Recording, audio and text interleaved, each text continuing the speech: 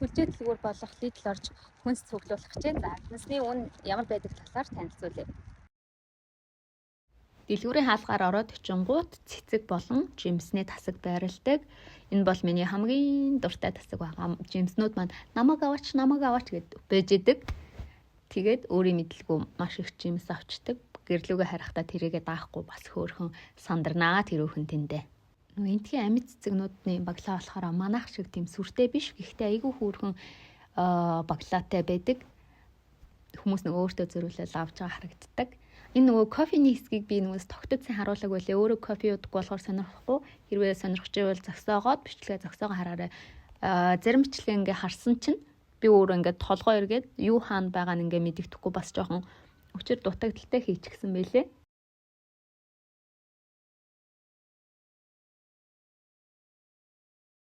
Энэ гүзээлтгэний хувьд болохоор үнэн тэр 3.9. Энэ Lidl-ийн хувьд болохоор үнэн дээрээ байгаа. Tesco-гийн хувьд болохоор үнэн доороо байгаад идэг байхгүй юу? Lidl болохоор үнэн дээд талдаа байрлаж байгаа шүү.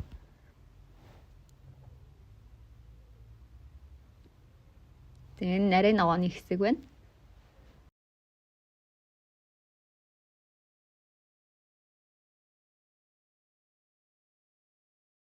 Энэ алимны хувьд болохоор 900 грамтай алим нь 1.50-с ногоон алим. Энэ миний авах туртай алим.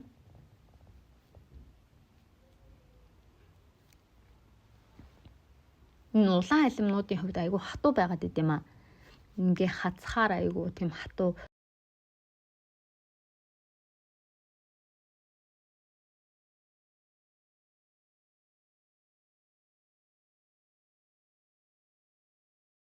За энэ бол тортонд дуртай, нарийн бовонд дуртай хүмүүсийн цугларах газар байна да.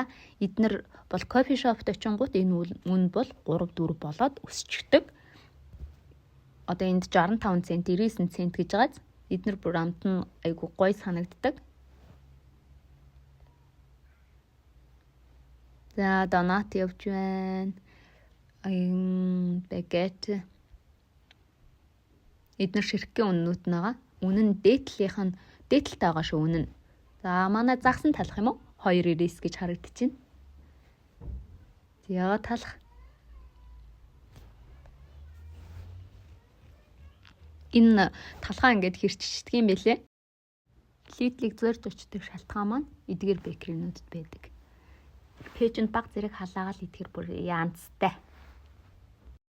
Хүнсний ногооны тасгаар явахдаа айгүй хурдан яваад өнгөрцөн байлээ. Ловн гэхэд ерөнхийдөө юм 900 грамтай 1.25 энтертэй байдаг. Төмөсний хувьд ч гэсэн 1 хилтэй 1 хиттэй байдаг. Хэрвээ 5 хилтэйгээр энтер аавна гэвэл арай илүү хямдхан болоо явчихдаг юм байлээ. Энд бас миний нэг ажигласан юм гэвэл ийм амтлагчуд айгүй хямдхан байдаг юм байлээ. Сонгон төмөс харагдаж байна. 99 центтэй байна. Помидор. За тэгээд ийм савлцсан нь 2.49 юм байна. Өгөрцөний хувьд болохоор 85 цент нэг ширхэг нь.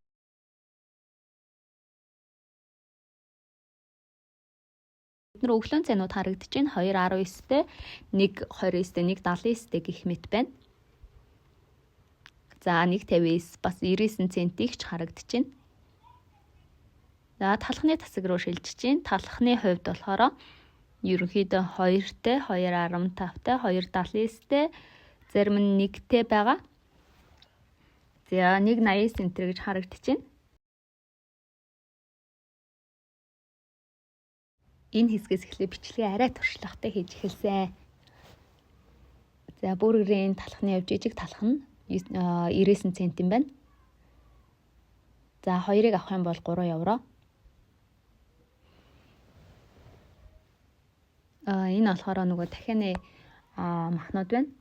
За энэ гэхэд 1.90.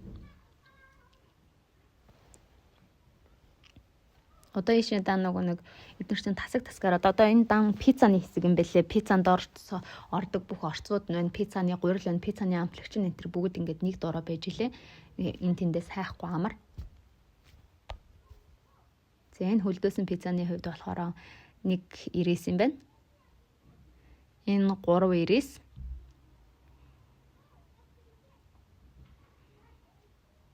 Пиццаны гурил байна. 2.19 гэж байна.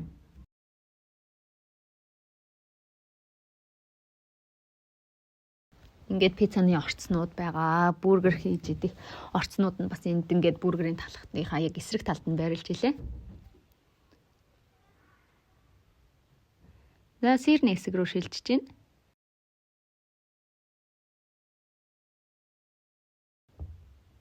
Энэ 2.85. Грамыг харуулаагүй явцсан мэт те. Энэ юм хүлдөөцсөн юм нөгөө бэлэн юм хоолнууд зараад идэм байлээ.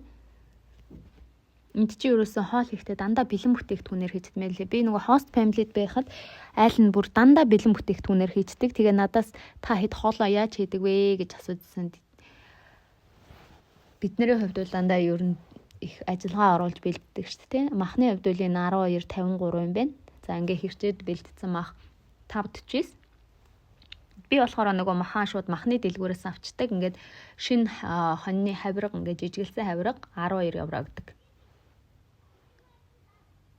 Энэ дахианы махнуудын хүмүүс амтгүй л гэдэг юм бэлээ. Надад нэг тийм амтгүй бол санагдаагүй. Зүгээр л гэсэн. Тэр миний авдаг шинэ хавирга ч гэсэн тийм амтгүй юм бол байхгүй.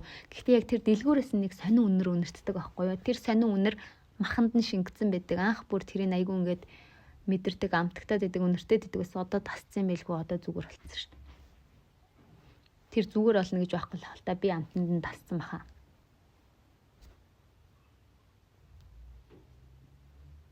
Энэ болохоор нөгөө сэндвичэнд ордог сэндвич бургерийн юу нэ юу юм бэ? Монголоор юу юм бэ энэ? Гахаа утсан баг.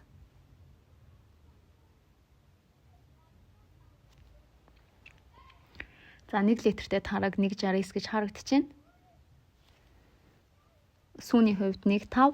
Энэ 3 литр энтрээр сүүн савлцсан байдаг. Тэд нар айгүй хямдхан байдаг юм билээ шүү. Сүүний хувьд бол ихтэй яг тийм монгол сүү шиг гоё амттай санагддгүй. Энэ панкейкний юуны гурил байна. За ингээд зармигны тасаг руу орлоо. Зармигны хувьд болохоор ийм 6 ширхэгтэйгээрээ 4 ширхэгтэйгээрээ савлцсан байдаг юм байлээ. Энэ бол 6 ширхэгтэй зармигны үн 2.90 гэж харагдчихэв.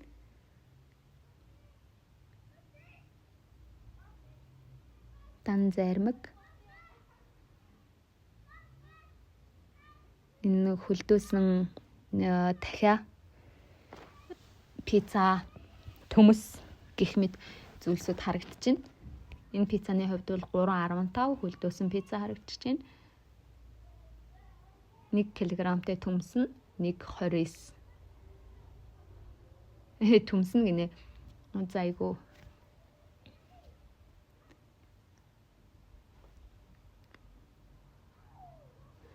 Сундааны хувьд тэр коропоро 3.49 гэж харагдчихэв. Энэ чипсний хувьд 3.49 гэж харагдчихэв. Ундаа 60 цент.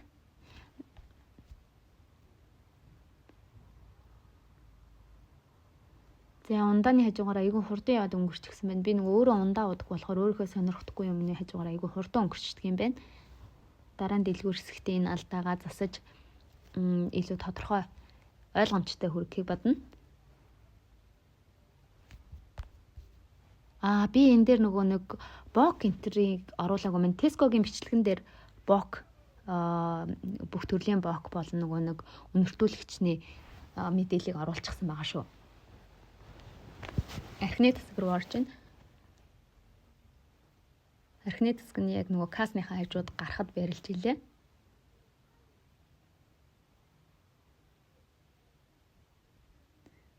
Энэ пиавны хувьд бол ийм 6 ширхэгтэйгийн үнэ нь харагдчихэв 7.49. Ханикны хувьд болохоор ийм багцаараа харагдчихэв 10 ширхэгтэй байна. За ингээ касн дээр очиод бичүүлээд хүлээх орондоо бас касны хоёр талаар анхаарал сарниулсан юмнууд байна. Бас тэднээс аваастай. За ингээ хямдралын сэтгүүлээ шүүрч аваад гарлаа да. За би 22 евронд юу авсан талаараа харуулъя. Яа эдгээр зүйлсийг авсан. Дараагийн бичлэгээр уулзъя. Баяртай.